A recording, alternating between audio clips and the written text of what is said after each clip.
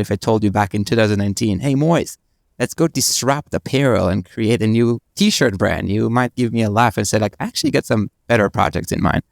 And really, we're able to do that and grow to 9 figures in 2 short years profitably. And when you really think about that, it's one of those unheard of D2C success stories of like, how do you bootstrap a brand in 2019 and cross 9 figures in 2 years profitably in a commoditized space? This is Limited Supply, the place for refreshingly real takes on what D2C is really like.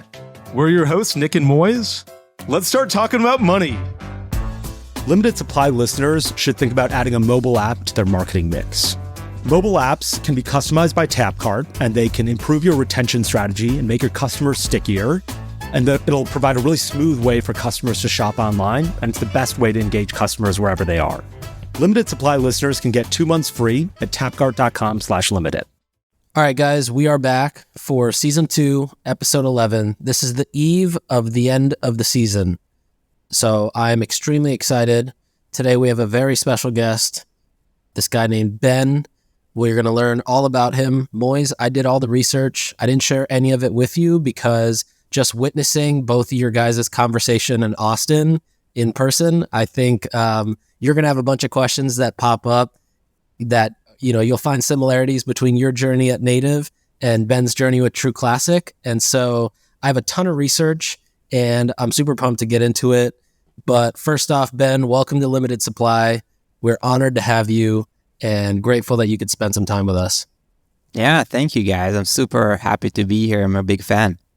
Before we get started, can you tell us a little bit about True Classic Tees? Like, you know, when did you guys launch? I'd love to get into the numbers as well, Nik.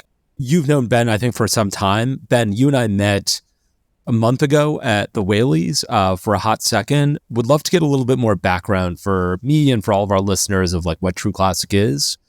Shortly after, summer of 2019, 3 founders here, Ryan, Matt, and Nik, came up with that idea of let's completely redefine what the true classic t-shirt would look like on a guy. And what we meant by that is, can we find or can we come up with the best fitting shirt that's super comfortable and offer it for a really accessible price point? And the purpose was pretty simple. We want to make everybody look good and feel good. That's it. No like fluff beyond that, right? And if you think about guys, not too many brands out there really go out of their ways to make them look good and feel good and make it kind of like known and make it accessible for all. So a lot of R&D went into that initial SKU.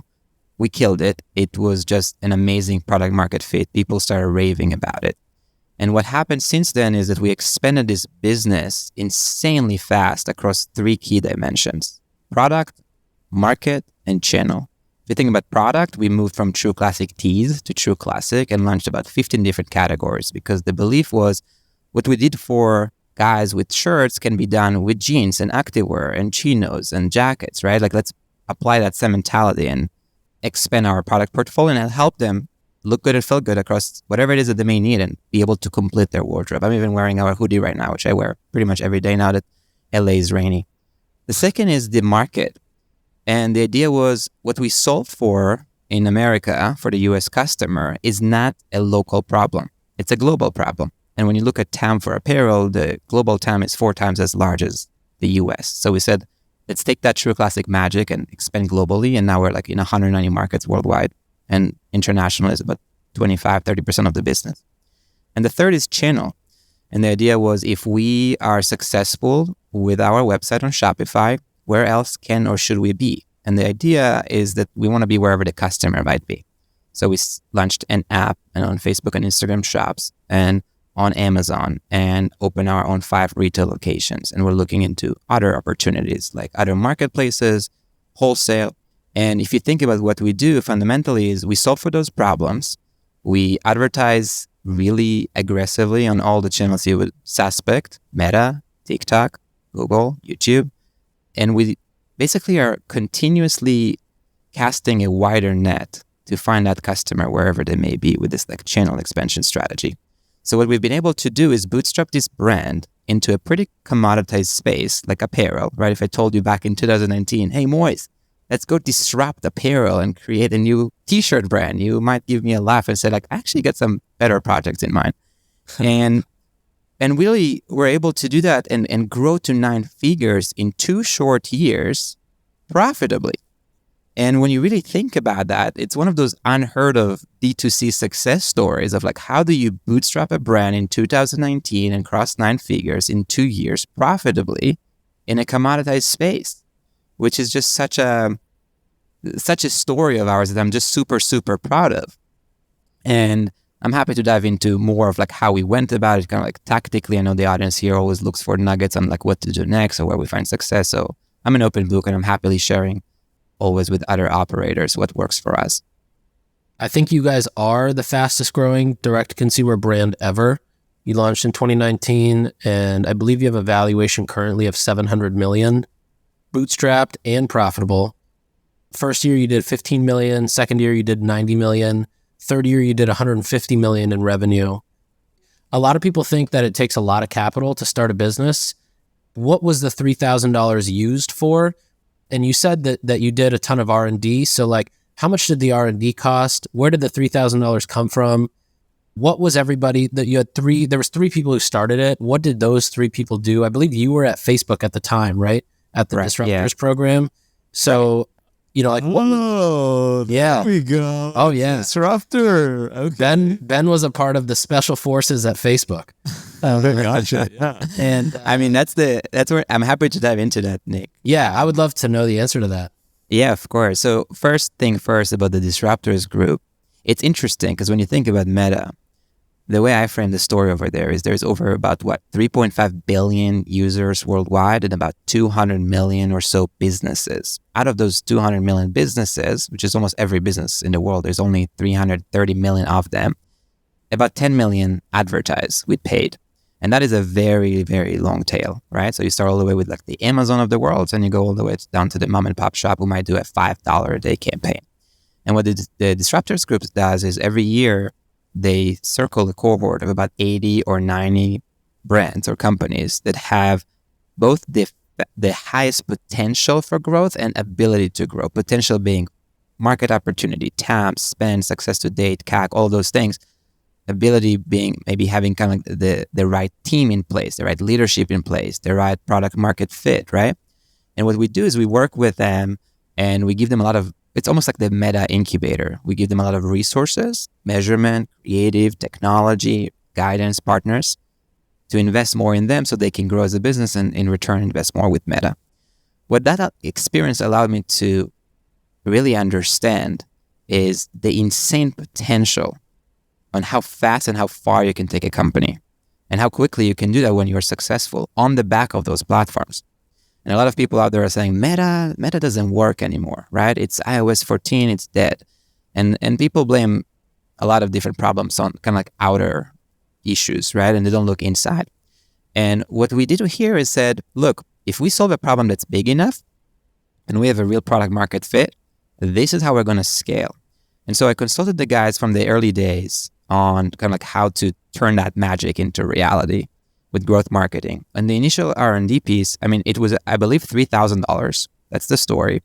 And it was really just to develop that initial SKU. And when Ryan, who's kind of like the main founder here, started the company, he thought, maybe we just even go black and white, just as classic and basic as it gets. A crew neck t-shirt, black and white, but the best one in the world. Like nobody put more thought, energy, and thought is the right word, thoughtfulness into it, right? And really asking themselves, like, what does it mean to create the perfect t-shirt in the world?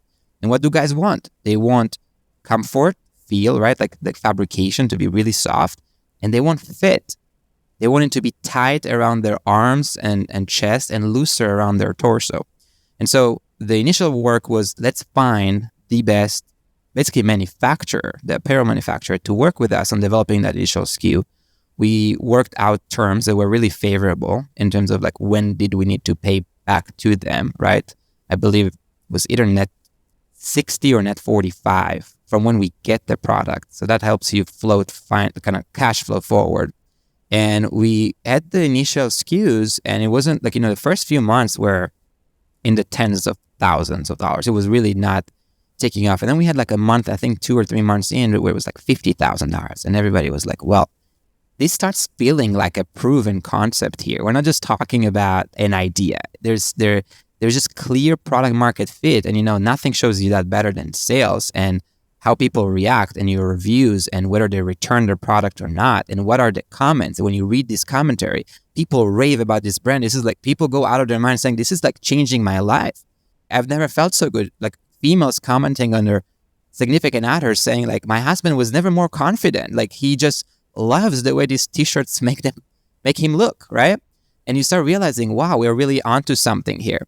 And when you think about how you roll this forward, most brands, or not most, but it used to be the case, feel like there was this notion of like growth at all costs, right? All Silicon Valley wanted to see, or VCs or whatever, right? It was just top line and then just nail that, and then everything else will, like revenue is king, it will cure it all.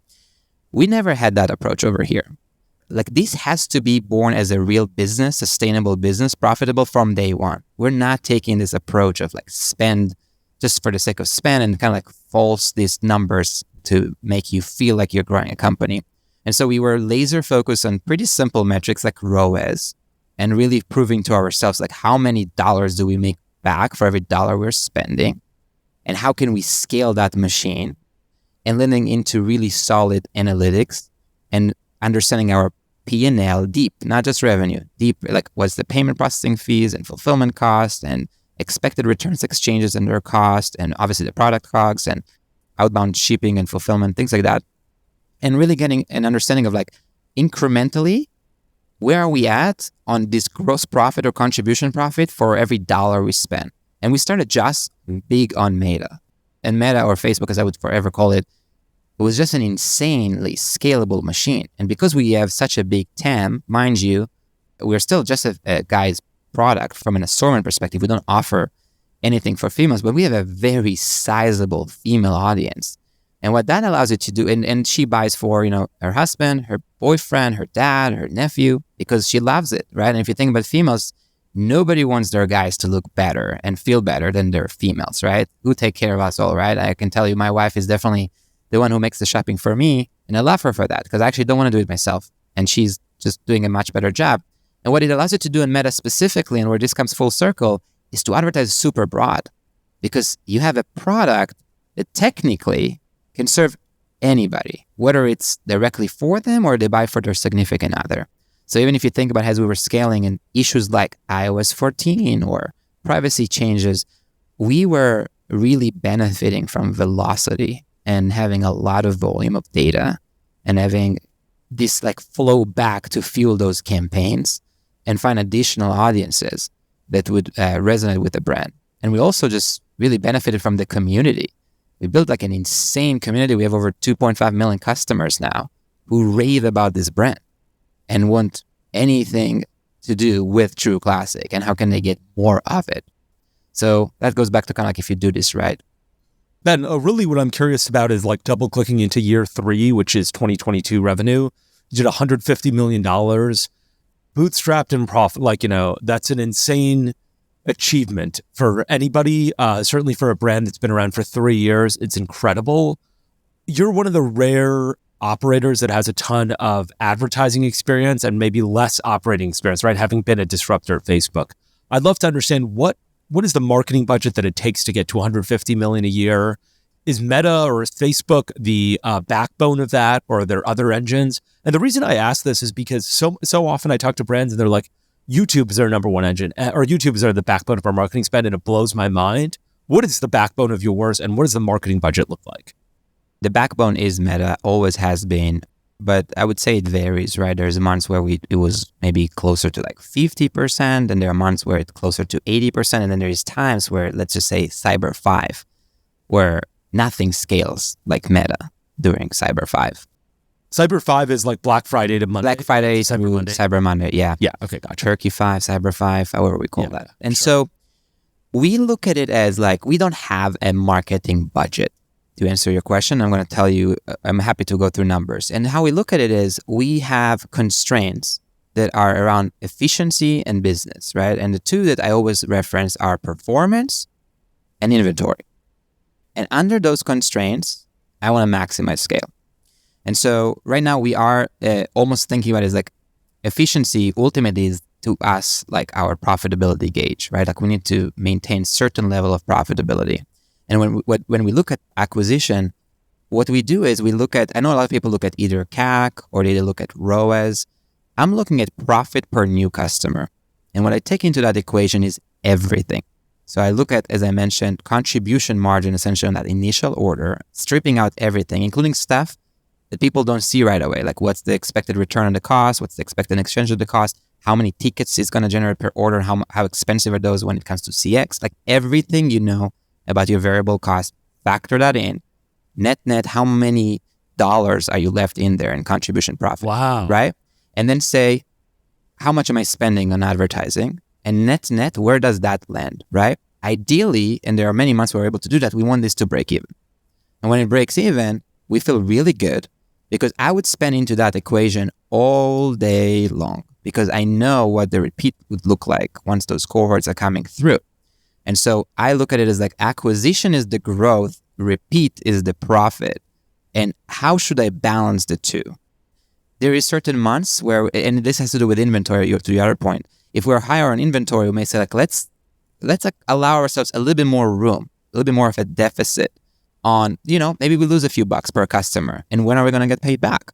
And then how are we going to net for the year? So even if you think about a year like that, in January and February, maybe going more aggressively if you're trying to blend the 2023 numbers, which might be short-term negative on EBITDA for an acquisition, but long-term in the year, you're going to net up positively. So it goes back to pretty basic math, and you get better at it as you grow because you have more data around your cohorts analysis. And we look at it as, when people say LTV, I'm just looking at it as cumulative gross profit per customer. And we start potentially at zero. If we think about the gross profit versus CAC, that's break even or a few dollars below. If I'm higher, I actually want to spend more. I'm like, guys, we're not spending nearly enough, right? Like we need to reinvest that and keep growing. Basically, what you're saying is you're ready to break even on first order at any time, always, and say, hey, we got this customer. He's now a member of the True Classic community. You're even willing to lose a couple dollars based on the idea that you understand your cohorts well enough and say, okay, this will become profitable later on. When you're calculating profitability, I feel like most people will take into account most people will take into account COGS, shipping, and advertising. You're going a level deeper and saying, even what is the cost of this going to, in terms of returns and customer service costs, and you're going to bake that into it as well. And so you're taking a very fully loaded view, or you're taking a fully loaded view when it comes to customer acquisition cost or contribute, whatever you wanted to call it, in order to break even. It's like a profitable ROAS. Yeah, if that's the case, what is like new customer versus returning customer revenue look like? So it'll vary, but let's say last year, is half your revenue, let's say it was 150 million. Is 75 million new customer? Is 100 million new customer? Is 50 million new customer? It's about two-thirds new, a third repeat. Then we are kind of like pushing it forward. And so if we are successful with acquisition, we may blend the repeat percent lower, but it's not necessarily negative. And that's why I like the cohorts view, because if you don't look out of cohorts, percentages are very misleading, right? Any operator would agree with me on that. And so we look at it again from this like cohort's health and understanding how that trends. And we try to think about everything as a function of its time. And so if you think about growth marketing within this company, there's two things. The efficiency constraint is like, how much can I allow you right now to invest into a new customer? Ideally, the goal remains break even. And under that constraint, how can you keep finding new ways to scale it higher and higher and higher and higher? And how you do that is you find breakthroughs, you find creative breakthroughs, you find technology breakthroughs, you find landing page breakthroughs with Nik and others, right? On hooks or whatever. You find, you name it, breakthrough that keep allowing you to bend the curve. And you just become, going back to the initial point, you just become incrementally a tad more efficient. You just did something and it just improved that. And now all of a sudden you can acquire a handful of more customers, keeping your efficiency constraint in mind. That's the approach we're taking. Here's a game I want to play, which is, okay, Nik, you and I both understand that, let's say Ben's new customer last year was $100 million, okay? And Ben, you get to be the judge, actually. Nik, what do you think the marketing budget was for that $100 million in customer acquisition? And I'm also going to guess, and I'm going to write it down on a sheet of paper so I don't change my answer later on. $100 million in customer acquisition in apparel, and his goal is to be break even. My guess is 80 million. Okay. Wow. That's way higher than mine. Mine is 57 million, which I put right over here. Ben, who's closer? You, Moiz. It landed between 50 and 60, I want to say. Okay. So if we're playing Price is Right rules, if we're playing Price is Right rules, we both lost. Yeah, but how did you get to 57? Yeah. Nick, you fucking great question asker.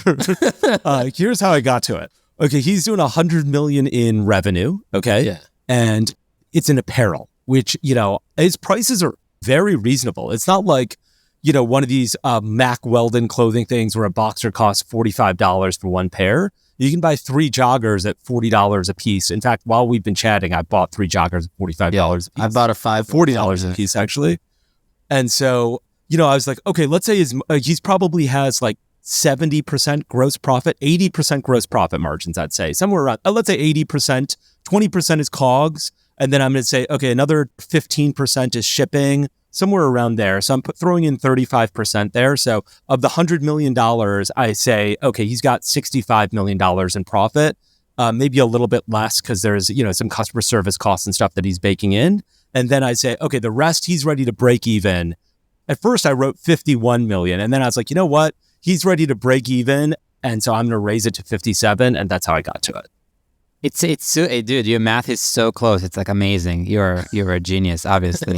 Doing this, You know what's the other thing that's really interesting, Moiz? And I think people who do surveys really get a clear view there or run things like marketing mix modeling is like we run advertising just for acquisition. We tested a little bit of like remarketing. It just gets too cost prohibitive, too expensive. The return isn't exactly there. But even though you're thinking about it in the shape of CAC, and that's the reason I am okay with break even, indirectly, you are driving repeat behavior. Even though you're thinking you're excluding your existing purchases or purchasers or customers from everywhere, there is still leakage because there isn't 100% match rate and people might still get your advertising or someone may get your advertising and tell a friend and they are coming and buying. And so what you start realizing is when we ask people like, so we have 2 questions after the purchase. One is if you're a first-time customer, where did you first hear about us? Is a lot of what people ask, and we list all the channels.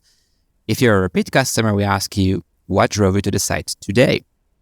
And you realize that many, many people still name Facebook and Instagram, and like a real significant portion of that. So it will be silly to not account for the fact that something in repeat, while people like to think is not related to advertising, is, because advertising keeps you relevant. It keeps you top of mind. You keep hitting those people, whether you intend to or not, and you keep your name out there. And so we're trying to think about it in 2 lenses of if I break even on acquisition, I'm making some other impact on the rest of the business by driving some additional repeat. And the efficiency constraint is if I truly break even on acquisition, that's like a fantastic outcome because to me, even though it's a big expense right now and it eats into your EBITDA, I think people should almost think about advertising spend as an asset that should live somewhere on your balance sheet, right?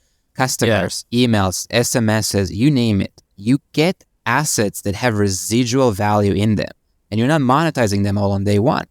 And so if you really think about long term and you start reverse engineering, like where do I need to monetize this brand? Where is my exit strategy?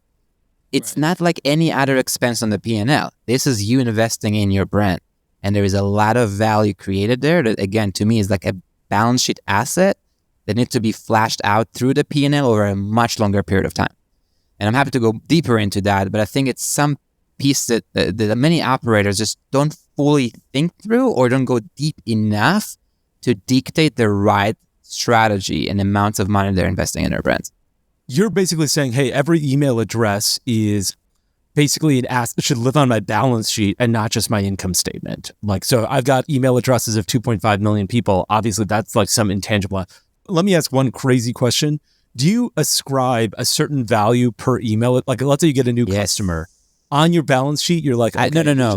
No. It's not, That's gap compliant or whatever the accounting rules are. I'm not talking about gap compliant. I'm talking about value. I'll tell you what I'm thinking about, right? And here's like quick answers, right? Because if you look in Klaviyo, so this is me and this is my DNA. I'm incredibly analytical, and everything we do, I just think about like the input and the output. What's the value? Where are we netting, right? So everything we do. So if you think about emails and SMSs, I hate Klaviyo because it's like, I love Klaviyo for the technology. I hate it for actually understanding like how valuable is that email lead? Well, I don't there's nowhere to find, right? Any information on that value. And people think, oh, my welcome flow is 30% of my revenue, but hold on a second. Is it revenue from Klaviyo or is it revenue from the traffic? And how should you think about it? So what we do at the highest level, and I think that would be a nice tidbit for anybody who's doing email SMSs, is we look at basically different types of customers that we have. Customers that don't have any email or SMS, customers that we do have their email, customers that we do have their SMS, and customers that we have both their email and SMS. And what we say is, which is a little bit of a high-level ballpark assumption, the delta on the average customer between those we have their email or not is what we should quote-unquote attribute to the value creation of our email program alone. Similar idea to SMS, similar idea to both. And that's not attribution fallacies. And we cannot argue back and forth about last click, last touch, deserve credit, don't deserve credit. That's like actuals. And then I'm trying to go back and think through, okay, what's my opt-in rate? How many of those do I get? How much can I monetize those people, right? So I'm trying to just continuously refine my math. And it's not perfect. Every day we get it better and we get it closer and we run more tests and we try to figure it out and refine. But you need to be relentless on your math, relentless on your analytics, relentless on understanding what it is you're getting for what you're paying. And until you quantify it all, you can be confident that you're making the right investment decisions because you don't fully understand your return. Sure. You know? And that's kind of like the approach over here. First, I fully agree. I think everybody who launches a brand focuses a bit too much on how it looks versus the actual bottom line. And I think that's just a great reminder to always look.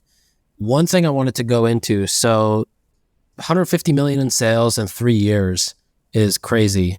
Starting this whole thing with $3,000 is crazy. But how did you use $3,000 to place purchase orders and fund ad spend? Tactically, what did you do to do that whole thing, and also to make sure that you're not getting money from basically a shark with a very high APR or a very high percentage that you have to pay back? Yeah, Nick. So we used Wayflyer. I want to say there may have been a different debt provider earlier on, but we have been with Wayflyer for quite some time now. And the idea was to raise debt rather than equity. And the idea there was, if we run this business responsibly, and we are investing just the right amount, and we account for interest. We account for interest on the debt. We account for everything we do. Again, did you put the interest in that profitable ROAS number as well? Yes, on inventory piece, yes. Got it. And so we try to think through, like even another thing that people don't do, and I'm trying to always get closer to, is creative cost. People just look at it as almost like OpEx. It's not OpEx. It's variable if you're using it to run your ads. And the more you can actually break away those fixed costs and actually figure out what are they varying by. Or even if it's fixed, it should hit a certain bucket, right? The better math you can kind of like do, and ultimately financial decisions you can make. It was kind of like terms from the manufacturer, right? And then debt line from a finance provider with a reasonable interest rate. Now that becomes a lot more expensive. So we keep thinking about, ways to lower that. But at a high level, it's a really great way for founders who are looking to not necessarily give a lot of equity to kickstart their brand to really consider debt as an alternative. And so are you considering an equity raise now, because variable rates have gotten so high? It's interesting, you're right. And we are considering both at all times. But to Nick's initial point, what we're after is a premium valuation, because we think that we have a gem of a company that's going to go really far and has been on an unbelievable trajectory that literally hasn't been seen in the D2C landscape, or maybe it's been seen by a few that I'm still searching. And so it ultimately goes against valuation. But the power there, Moiz, is if you operate profitably, you are at nobody's mercy. you can call the shots. Where do all the people who struggle right now are? They're not profitable as brands. So it's like, someone has you by the balls. Sorry. That's just the reality of it, One other question is initially as you guys were finding product market fit, testing different products, like what was that process? How did you set up ads for that? What was the metric you looked at for like a metrics of to say, okay, this is something that has product market fit? What was that number you look at? And then secondly, what is the ROAS target for you? What number, how much do you spend in Facebook and what do you look to make out of that? I guess it would be break even, but like what's your goal target out of that? It's interesting. So anybody who is listening to kind of like this podcast, the world of measurement is a very, very involved one. And not because it's super complicated, because it's just a lot of people, they think that they're being data driven by looking at some numbers, but they don't actually understand what it is that they're looking at. And that is a very big problem in the industry. Because if you think about ROAS, right? Even our friends at Triple Whale or Northbeam or whatever MTA are using, if you just follow any sort of metric and you just try to, let's say, advertise, naturally you will see things like branded search have very high ROAS and other things like TikTok or YouTube having really low ROAS. And the not so sophisticated operator might say like, why don't you take all your money and put it towards those high ROAS campaigns? And don't you try to drive a better ROAS? And then you start actually explaining this concept of incrementality. And it's not about what you see on the surface, but it's truly about for every extra dollar I'm putting into something, how many extra dollars do I get back? Right? That's kind of like what this is about. So how we go about it is a bunch of different tools, like surveys, like marketing mix models, like running leaf studies, which is still perhaps from a precision perspective or accuracy perspective, the best way you can do it is like how you test for drugs. Hold out a group, do not advertise to them. See what happens there. See what happens to the group you did advertise. What is the delta? And try to go back and create statistically relevant, significant, powered, whatever you want to define, analysis that tells you, are you over-investing or under-investing, right? And so going back to kind of like those initial targets, I won't tell you that like we had the, from day one, all our numbers together. We're still figuring out, right? Like as we grow, we just get better and better analysis and financial reporting, right? But the highest level was like, can we get over 2? Can we get over 2x? And with our profile, we should be good, right? In terms of like margin profile. That was you get over 2x ROAS. Is that what you over 2x ROAS? Over 2x ROAS. This was the initial one. Yeah. This was the initial one. But nowadays, what we do is we have very different targets for very different tactics because we calibrate them against this idea of incrementality. And because certain things are a lot less incremental, I'll give you a numerical example. For branded search, we need over 15x ROAS. I'm not spending $1 more so long as it's not at least at 15. Frankly, I don't even know if you need to spend on branded search to begin with, but that's for another conversation. But like, and some people will tell you, but you have to protect your keywords. You have to protect your brand. You have to be there. It's a tax. It's a Google tax. I'm like, well, show me why. I'm not doing anything without this why, right? Show me the numerical financial analysis on why you need to do something, because without that, we don't move. And that is the scrutiny we put on everything. Nik, I know we always harp on how important it is to optimize your mobile experience. 2 months after streetwear brand Rip and Dip launched their app, total sales increased by 53.2% and then another 43% the next month. App users have proven they're more diehard fans. They have higher conversion rates, a higher revenue per session. They're more likely to convert, have more lifetime value versus mobile and desktop web. Limited supply listeners can get 2 months free at tapcart.com/limited. One thing that you mentioned was the impact of different channels. On YouTube, you guys have millions of views behind 30-second commercials, 2-minute commercials. They're also not your typical direct-to-consumer brand style video. Could you talk a bit about what the YouTube strategy is?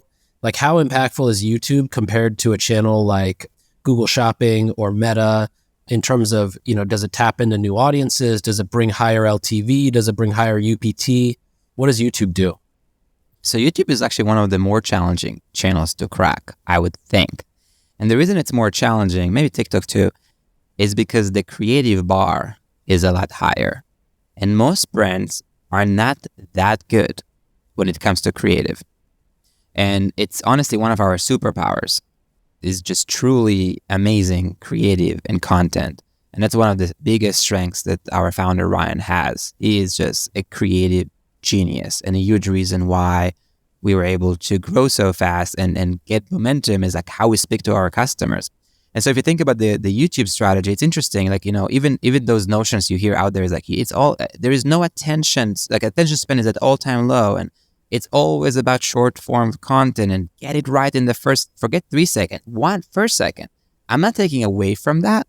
But if you do content well, you can actually get a lot of interest and sometimes even convert better with longer form content. It really just has to do with less of the rules of thumb and more about your particular brand, your particular story, and can you make something that is like worthy of watching, right? Most recently, I saw the Liquid Death example of the grandmas like rocking and rolling. And I was just thinking like, it's just genius, right? It's so different. You can't help but notice that. And when you see that, you realize, creativity is really underrated.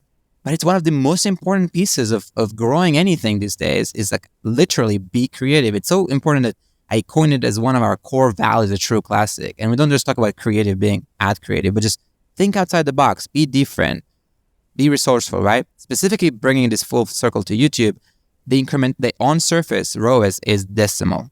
Like it's 0.0 something, I don't know, like so low, most people will just shut it down.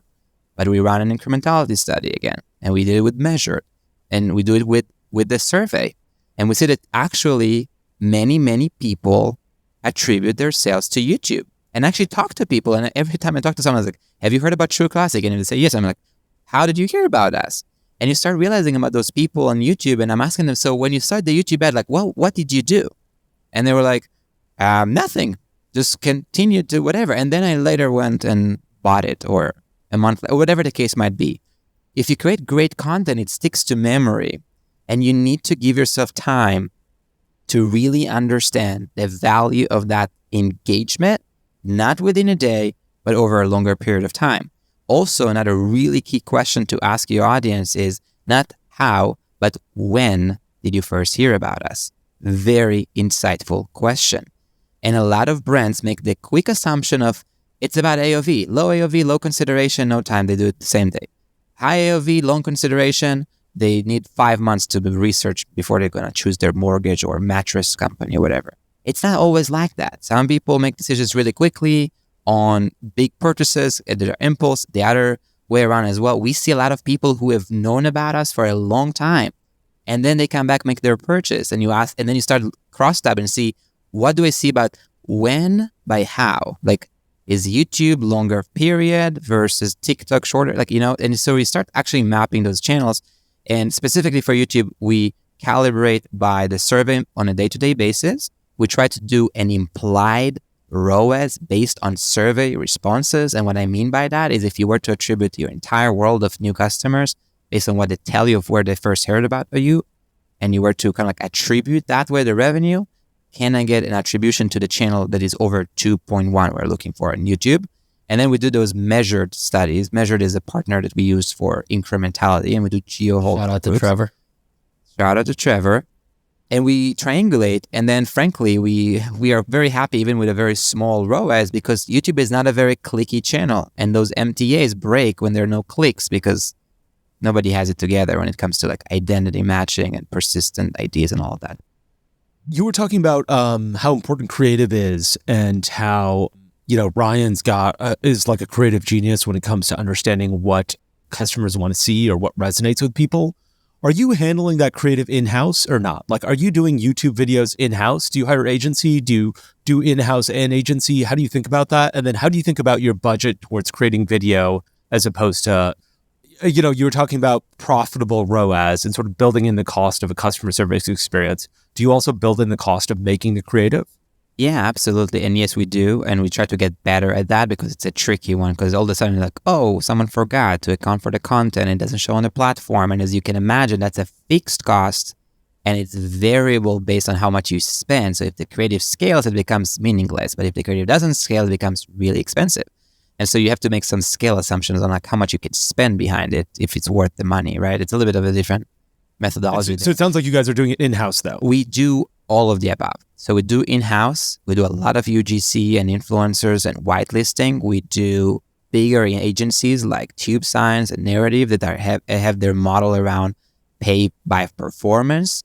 We do other types of agencies like 99 Ads or Quick Frame. We had a few others. We constantly have people. And then we have bigger creators that we had a lot of success with. Like the ones you mentioned, I think you saw it with a brand pretty frequently is GregTube. And they've been with us since kind of like early days. And they make those really funny, edgy ads that are just crushing it for us, you know? And when you really think about the why, it's ultimately about consumer psychology. And it's ultimately about, do you really understand your customer? Who they are, what they want, what they feel, what they want to feel, what their problems, what you're trying to solve for, how do you talk about that, right? And most brands, when I see not so great marketing teams, are stuck in their own marketing heads. And they have opinion around how an ad should look like, and is it elevated enough, and is it on brand? We took a very different approach. We're not a marketing org. We are a real kind of like human to human, authentic connection. Let's be funny, let's be edgy, but let's make sure we hit on the key points, and let's see if we can build that relatability with our audience. And that's what resonates because it's so different, right? Like I think Nik mentioned that. And I don't think any other t-shirt brand talks or apparel brand talks about their products the way we do. At least not that I see, right? So I think we're really blazing our own trail here, if you will, and truly differentiating ourselves. And I think it's a huge component. And we constantly try to kind of think about that next piece of video. From a budget perspective, I'll just leave it with, the more we believe it's going to work, the happier we are to spend more of it. And we try to prove ourselves out. So before we sign a larger thing, we want to see, is that creator any good? Let's do some small whitelisting. Let's do some basic stuff, right? And so we work our way in it. But the more confidence we have behind the creator and the content and the fact that it's going to perform, the happier we would be to cut a bigger check. Let me ask you another question. If you're managing $55 million in spend, let's say, what's the team that's required to do that? Some agency, some in-house, some whitelisting. You know, how big is the marketing team? Not big enough. In general, by the way, one thing I would tell you, which might be also insightful for people, is that my hiring philosophy is whenever, and I'm going to jump into the particular growth marketing question, is whenever there is a business need that is not met, the first thing we should do is, can we solve for that with technology? Can we solve for that with a SaaS partner? If not, can we solve for that with an agency? Essentially like outsourced by default. If not, is there a consultant or a freelancer? And if everything fails, let's go and hire. And the reason is we go fast. We go really, really fast. And hiring is slow. Hiring is painful. You sometimes, unfortunately, make hiring mistakes and it takes a real big toll. So we have gone through different variations of the structure around that. But I'm a huge believer in two buckets that need a lot of investment in. Analytics, which to me is strategy, and creative, which to me is execution. Those are the areas you should invest in, period, right? And so we have a director of analytics in-house. I also, myself, am kind of like relatively analytical. We have partners like Measured or Triple A or Northbeam, and we kind of like work with them all, and we just continuously putting more pressure, or No Commerce for the survey, continuously putting more pressure on the analytics side of the house to make sure we make solid decisions. And then creatively, we have the in-house and everything we talked about with external agencies.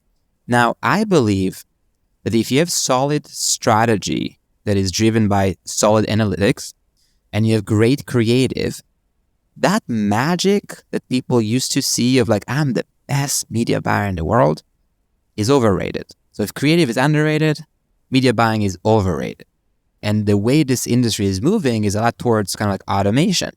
And you see that with Meta's ASC or Advantage Plus shopping campaigns. And you see it with Performance Max with Google. And TikTok now just launched their own version of it. And so it's like, so we have a very lean team in that regard. We are working with the main agency, have a new VP of growth that's starting next week. I hired her from Meta as well, which I'm very excited about. Okay. And yeah, we have an influencers leader. We have an analytics leader. And we have a few people on the creative team with a creative visual leader and a creative copywriting leader. And then we supplement with a lot of freelancers, consultants, agencies as needed. Gotcha. But very lean and single % on OPEX last year on the entire P&L, right? Like we're very, very lean, and we are lean by intentionally. So at the end of every interview, Ben, we somebody like yourself, we always ask a bunch of rapid fire questions, and so I want to get to those. But before I do, I have one question, which was, while we were chatting, I was like, okay, I'm going to go purchase a bunch of True Classic tees. And I did do that. But first I was like, okay, you're in LA. I'm sort of in LA right now. Let me go down to the store on Abbot Kinney and purchase some. And then I was like, because I know you guys have some stores. Then I was like, okay, they don't have a store in Abbot Kinney. Where is it in LA? And then I was like, okay, you guys have 5 stores. 2 are in Chicago. 1 is in Tyson's Corner. And then 2 are in California, 0 in San Francisco, 0 in LA though. Who's deciding where to put these stores? Like Tyson's Corner is not where I would have expected store number 5. And 2 in Chicago also seems surprising to me. Yeah, so I'm happy to dive into retail strategy, but we do have those 5. And there is one in Del Amo in the mall. I guess you may consider that LA, maybe not. Yeah, it's kind of like fair enough. Maybe Orange County, I don't know.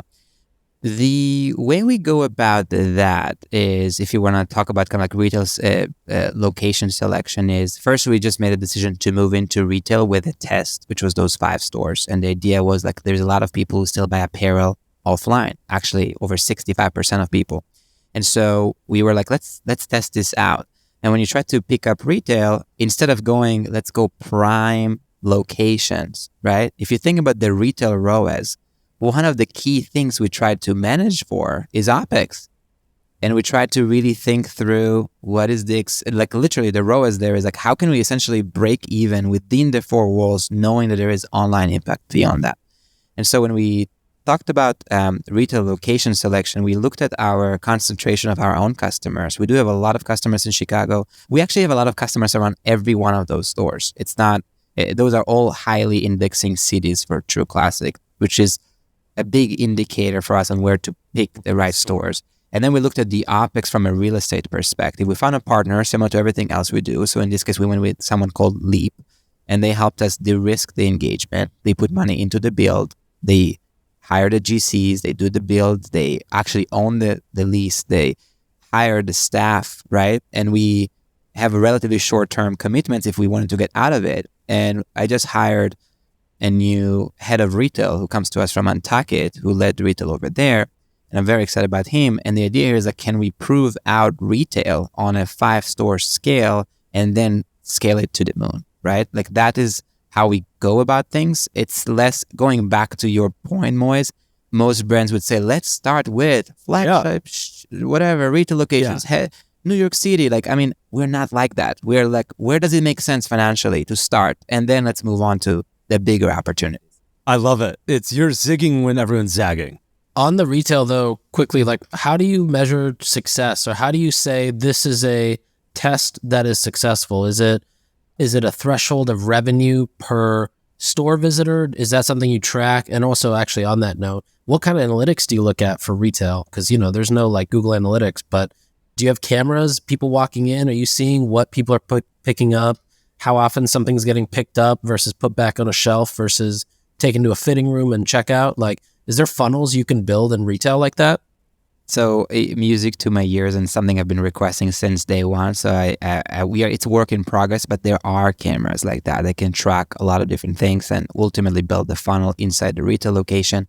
I mean, there is a handful of things here. One, from a financial perspective, similar to everything else we do, if I were happy to break even on customers, I'm actually also happy to break even on my store. And the reason is there is much broader impact here. And the broader impact is harder to measure, but things like people walk by the store, it's a billboard, but it's a shoppable one. It's like almost the best version you can do as a brand, apparel brand, is to be out there in front of people. So if you can be out there in front of people and break even in store on your operations, that's a win. Right? There's also a lot of customers who may not shop for like your brand. Like, let's just give you an example. Like if you are like this like sensory shopper, right? And sensory shopper to me is the person who goes down the aisle and opens up the shampoo bottle to sniff and see if they like it, right? Like they need to feel it, sense it, try it. And I tell you all day, Nik, this is the best t-shirt. It's going to fit you so perfect. You say like, you won't even say, it's like, I need to try it. I still need to see it for myself. I don't believe it, right? I don't trust. Yeah. And now you actually have the opportunity to convert them. And so what we try to really get to is like, if we were to break even in store, we believe that it's positive for sure on the business from an ROI perspective. And what does it take to get there? We also know that there is omni-channel environment, right? So I mentioned to you the survey questions. I have people who shop for the first time online, and when I ask them, how did they first hear about us? They say retail, right? And vice versa, by the way. We do service both ways. So I'm trying to actually understand, okay, and if someone started in retail, do they then keep going and purchasing online, right? So there's a lot of learning to be made, but that is kind of like what we said, like, look, anything we believe in, if we at least can prove it's breaking even, we're happy with, because we know there is a lot of residual value that we can't put our finger on. So it's out there, but we would feel a lot more comfortable with it. So that's kind of like the threshold we made for ourselves. And we do a lot of like things that are also kind of different, I think. Things like we have this like with those games that we put in front of the stores, and we ask people, whatever, it could be spin the wheel. Now we're trying to bring retro games where people just get reasons to go, and we'll give them, honestly, just surprise and delight. Here, come in, take free shirts, like come in, like get a, whatever, 50% off like jeans, right? And honestly, we do this without even the ROI in mind. We do that because we want to show up to customers. We have those poker chips. I think maybe I gave you guys those in Austin, or we just give people random people store credit. It can be the Uber ride. It can be the cashier at the grocery store. We just go ahead, try our brand. Like, we don't even care to track if you were happy with it, but because we really want to do this, like, look good, feel good, give back, and be just a different positive brand out there in the world. So we try all sorts of things like that. Okay. That's a great answer. One, I did not get a poker chip. Nik, did you get a poker chip? I didn't know. Okay. Well, we didn't get poker chips. But ShopTalk it is, but it was a really cool. Fantastic. Poker chips, and there's like a unique promo code, and it will be loaded like $100 to the store or something like that. So I'll make sure I'm bringing you some. I'm gonna slip it in and see if Cosmo will take that poker chip. Quickly get murdered. But okay, a bunch of rapid fire questions. Let me start. Okay. One, what is your favorite true classic product? Underwear. Boxers, like men's boxers. Okay, gotcha. The best unsung hero we got. And if you are listening to this podcast, go check out those underwear. You will never go back. It's amazing. Okay, for what it's worth, while we were shopping, I literally bought a pair of boxers as well. And I've tried Mac. You know, what I wish that existed was a box where you could get one pair from, if you're a random consumer, one pair from Mack Weldon, one pair from True Classic, one pair from The Big Favor, one pair from Hanes, and then get like a $100 credit at whichever one you want to go buy a ton from. Because I'm always like, I don't like these for some reason or another, but okay, boxers, I'm excited to get it. Yeah, it's awesome. It's a great idea. What's the best way for somebody to get into the Disruptors program? Ooh, spend a lot of money and know the right people. Are there tricks? Like, from what I remember, because I was a part of it for a couple years, what I remember hearing was it's a quarter-over-quarter increase is the number that's looked at the most. Are there any specific things that somebody should work toward to try to get into that program? It's hard to get in because, as you can imagine, just from a stats perspective, I think when I put it back in the day, I did one of those slides, which is like you have 3 times the chance to be struck by a lightning than to get into the Disruptors group. When you put the stats together, it's like that kind of stats, it's like really, really selective. And when you think about what goes into it, yeah, it's like, look, I'm talking about 80 or 90 companies out of 10 plus million advertisers. It's like a very small chunk. It's a combination of things, definitely the spend, but it has to be kind of like at a certain level. I want to say they won't take you if you don't spend at least, I don't know, at least $1 million a quarter, at least, probably a few. And the growth there, and how rapidly did you grow? How much buzz is there around you and notoriety as a brand? Like, do they believe that you are going places or not? Do they believe they can help you? Do they believe you're seeing sustainable success? If you're spending a lot of money, but your CAC is through the roof, and they do the back of the envelope math that Moiz did, and like, this company is not sustainable. They may not pick you because it's like, non-sustainable companies can only run for so long. They want to invest in sustainable growth. And so things of that nature. And ultimately also, do they believe that they can help you? Because ultimately, if you think about it from their perspective and what's in it for them, is if they see your brand and they believe like by giving this guy, like they're doing great, by giving these guys white glove service, creative, measurement, technology, opportunities, partnerships, whatever, we can bend their growth curve like significantly and therefore sharpen our revenue. It's a revenue-driven decision ultimately on their side, right? So those are some nuggets, but definitely try to know the right people to at least be more seriously considered. But it's a pretty rigorous process.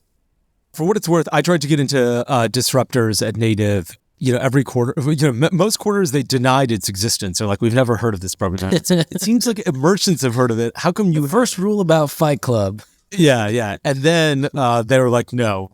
And then they're like, you're in it. And I was like, no, I'm not. You crazy guys. And then they're like, we're not going to let you in it. That was the evolution of that. Oh, wow. Well, we need to talk about that too, but you're not with Native anymore, right? I'm not with Native anymore. Yeah. No. So the next one, Moiz, we'll talk about that. Okay, I would love that. What percentage of customers return their orders? I'm always curious in apparel brands what percentage you should expect as returns. And I mean, it's hard because of fit and everything. Can you ballpark that for me? It's interesting. It's a really good question. We had a really low single digit on our core products being kind of like the shirts. And then you have new categories that we're doing, let's say, chinos or denim and bottoms in general, where we get a higher percent return rate. And I think it has to do with sizing, especially selling online. And so what we're trying to really do, if you think about why people return, the, overwhelming percent, call it 89, whatever, a really high percent is like, it's the size, right? Too big, too small, fit this way, fit that way. That's what they're after. So this is kind of like blended is like single digit for us, which I actually think is low compared to average. And I think it's because we take fit so seriously, Wow. We put fit calculators on site and we really do, and I believe, excellent job. It's one of our big product differentiators, fitting a bunch of different body sizes and doing a good job there. And so under 10% is what you're saying? Under 10, yeah. And then I would say that it's interesting to think through what you can kind of like do about that with kind of like different types of strategies to try and mitigate some of it. It can be like, how can you turn a return into an exchange? How can you improve that size fitting on the site, right? Like, can you do a better calculator? Can you leverage AR? Can you do something to minimize some of those mistakes, right? Because it's costly, as you can imagine, with shipping both ways.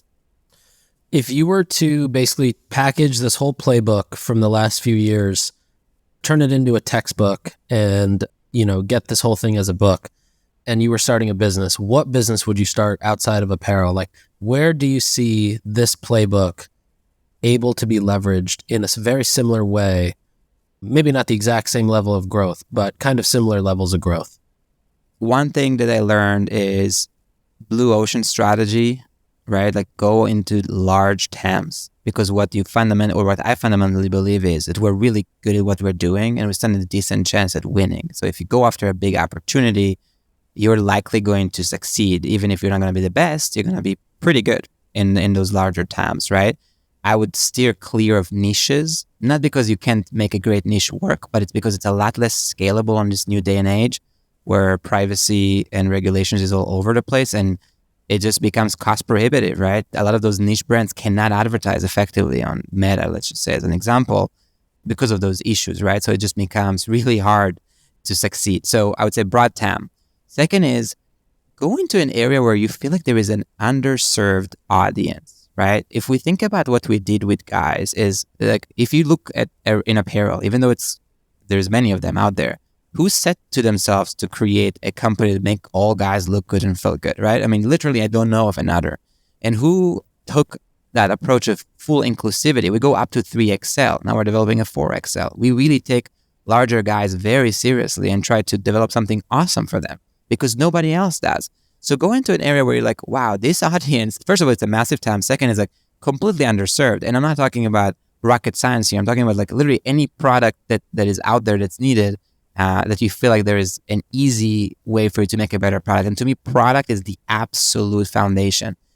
And then the marketing part, right? Which to me, no matter where you go, this marketing piece, if I were to give people a quick playbook, right? There's only a handful of areas that you need to be really dang good at. It's your ads, it's your website and landing pages, and it's your email and SMS. That's like the absolute core. If you do those things really, really well, you're already ahead of the game of many, many other brands. And don't try to, even when you think about ads, right? Like start with Meta, then go into everything else. If you think about, your website, start with like a great landing page and a great PDP and a great checkout experience, right? Like you don't need to optimize every single thing. Even things like homepage, people think, well, it's my brand. I'm like, I'm not saying the homepage is not important. It is, but start with where you get the traffic from and like optimize there before you go into kind of like the wrong areas. And email and SMS, start with just setting up a great welcome flow. How many people don't even give enough? Start with putting a great pop-up to get an opt-in rate, right? Like, and get those leads in so you can monetize them. It sounds obvious, but what I see is a lot of distraction and lack of focus on the areas that really, really matter. And you cannot obsess over those things enough. And so if you put all your energy and effort in the most impactful areas, yes, you may have some areas, and we do too, that are not that great, but you have the 80-20% rule working in your favor. When I was purchasing, there was a pop-up, a post-purchase upsell. 2, in fact. 1 for a shirt and I think 1 for a pair of boxers. What's the opt-in rate for that? I want to say it's like a single-digit kind of like conversion rate. The interesting thing over there, and the way I look at it, is that it's very profitable revenue. Oh, yeah. Because I already have everything incurred, like whatever it is, the cost on the ads, the fulfillment is just another pick, right? Like it's very profitable. And what it allows us to do is increase penetration. We're trying to think about how can I sell you on another can I throw in something extra? So you now experience my underwear and you're like, dude, this is actually came for a shirt and this underwear is great. I'm hooked, right? So it's almost like a retention play and we're trying to penetrate new categories. Love it. Love it. I can see Moiz drooling from here about the post-purchase upsell. It's what I saw that and I was like, oh, it looks so good. Yeah, it's absolutely obvious. I think I did purchase a pair of boxer briefs, and then it did upsell me another pair of boxer briefs. So I thought that was interesting. But yeah, I was curious to see what it was. And then I actually the first one I saw, and I was like, okay, nice. And then I saw the second one, and I was like, get the fuck out of here too. So we do have a funnel there too. Yeah, we do. Shout out to After Sale, who has done a great job there, and we're also working with Rebuy because now they have like AI-driven post-purchase sale. And I think in general, AI, if I were to give another piece of advice, is like stay close to this because it's freaking insane and going to completely change the game. I think it's a major disruption in a positive way for e-com brands and how to operate more efficiently and more successfully or effectively. Awesome. And last question. I know we're running quite over time, so thank you, Ben. From a customer service standpoint, you're selling to guys. You're selling to bros, right? What is the number one insight, tip, tactic, thing that surprised you on the customer service side of things for True Classic? I would say like what we tell our customer service team is to provide the Ritz-Carlton experience, which I think also, by the way, perhaps is not typical because most people just look at customer experience as like, we're just going to minimize that cost. They may let their CFO kind of like rule it and you don't give them the return. It's out of the policy. Like we play no rules. Like you come to us, we make you happy. We make you so happy, we go well above and beyond. We learned that, by the way, you are pregnant, we send you a maternity leave package. Just surprise and delight because why not? And what surprised us is what an amazing experience with customer service can do to a customer. When someone really over-delivers, when you reach out and you expect to be frustrated, you expect to hear a bunch of no's and long lead like time and people don't understand you, and someone just says like, I got you, Nik. Whatever you need, man, you're covered. How can I make your day better? How can I put a smile on your face? The lasting impact on those customers is just beyond. Do you have a quantifiable number, like a multiplier of people who experience a bad order and they come through customer service? We honestly have the best customer service in the world. I'm not kidding. Like on the e-com side, at least I think, like we just go so deep with them. We take it so seriously. My leader there, VP of CX, Brianna, is just phenomenal. And we really take care of these people. And you see the CSAT, I think it's north of 95%. And people who come in really angry leave raving, saying, this is the best customer experience I've ever had. Like you guys are just crushing it, and they will tweet on you and they will drop things on reviews and they will just really make people feel like we got them. And that's really important because you know what, we're dealing with online is a trust deficit. And you need to figure out how to make them trust you. Trust that your product is good. Trust that if it's not good, you're going to take care of them and you're going to give them what they need. And so we believe that it starts with, if you reach out to our customer service team, you want to know that there is a brand here. And you think about big ones who've done it. I mentioned Ritz-Carlton, Amex, whatever, Nordstrom, you name it. There's good examples out there for brands who just puts customer service to be a core strategic pillar of who they are. And that's who we want to be, because one of our other core values is lead with empathy and put the customer first. We obsess over our customers.